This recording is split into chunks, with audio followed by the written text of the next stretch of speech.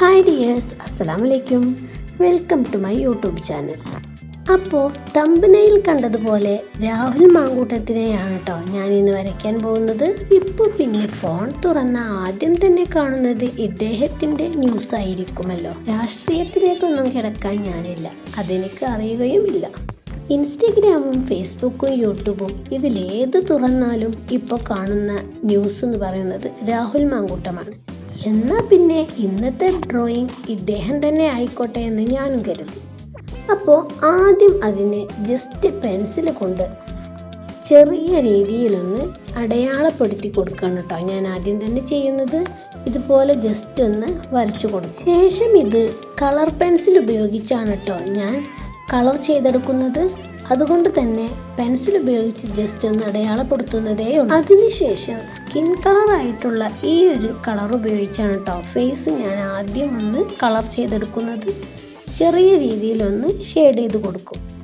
ഇതുപോലെ ലൈറ്റായിട്ടൊന്ന് ഷെയ്ഡ് ചെയ്തെടുക്കാം. പെൻസിൽ വളരെ ചെറുതായിട്ടുണ്ട് കേട്ടോ, അതാണ് കൊടുക്കാനൊരു പ്രയാസം തോന്നുന്നത്. ഇതുപോലെ ഫേസും നെക്കും ഒക്കെ നമുക്ക് കളർ ചെയ്തെടുക്കാം. അതിനുശേഷം ഡാർക്ക് ബ്രൗൺ കളർ ഉപയോഗിച്ച് സൈഡ് ഭാഗമാണ് കേട്ടോ നമ്മൾ ഫേസ് നേരിട്ട് കാണുന്ന സമയത്ത് സൈഡ് ഭാഗമൊക്കെ ഒന്ന് കുറച്ച് ഡാർക്ക് കളറായി വരുമല്ലോ.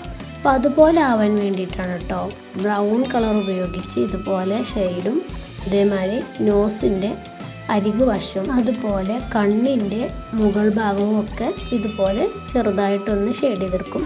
അതിനുശേഷം വൈറ്റ് പെൻസിൽ ഉപയോഗിച്ച് ഞാൻ അതൊന്ന് സ്മഡ്ജ് ചെയ്തെടുക്കുന്നുണ്ട് കേട്ടോ. ഇതുപോലെ ഒന്ന്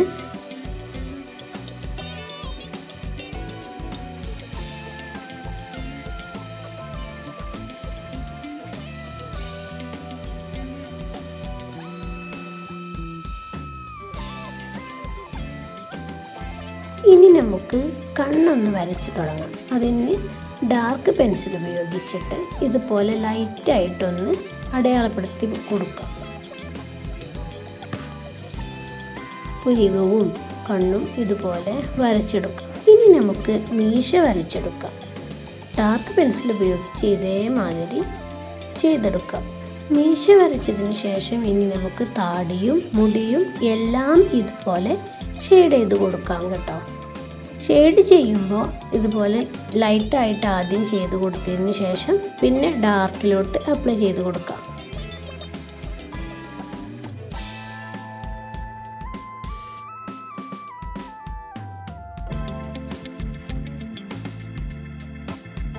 അതുപോലെ പ്രത്യേകം ശ്രദ്ധിക്കേണ്ട ഒരു കാര്യമാണ് കേട്ടോ നമ്മൾ താടി കളർ ചെയ്യുന്ന സമയത്ത് ഫേസുമായി അറ്റാച്ച് ചെയ്ത ആ ഒരു ഭാഗം ഉണ്ടല്ലോ, അവിടെ നമ്മൾ ലൈറ്റായിട്ടൊന്ന് ചെയ്ത് കൊടുക്കാനേ പാടുള്ളൂ. അടിഭാഗത്തേക്ക് ഡാർക്കായിട്ട് ചെയ്ത് കൊടുക്കാം.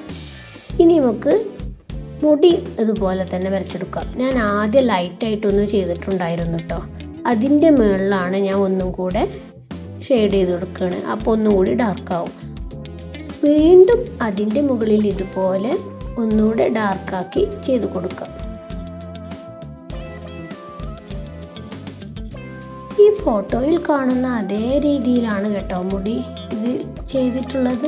കണ്ടില്ലേ, ഇതുപോലെ ഒരു സൈഡിലേക്കാണ് മുടി ചീകി വെച്ചതുപോലെയാണ് കാണുന്നത്. അപ്പോൾ അതുപോലെ തന്നെ നമുക്കും ഡാർക്കാക്കിയിട്ട് മുടി ഒന്നും കൂടെ അതിൻ്റെ മുകളിലൂടെ ഒന്നും കൂടെ ഷെയ്ഡ് ചെയ്തെടുക്കാം.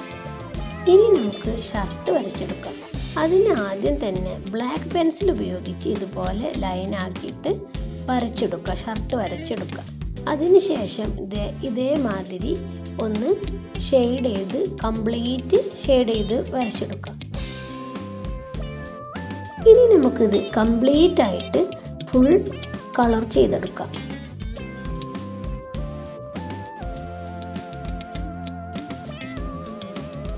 മുഴുവനായിട്ടും ഞാൻ കളർ ചെയ്തെടുത്തിട്ടുണ്ട് കേട്ടോ.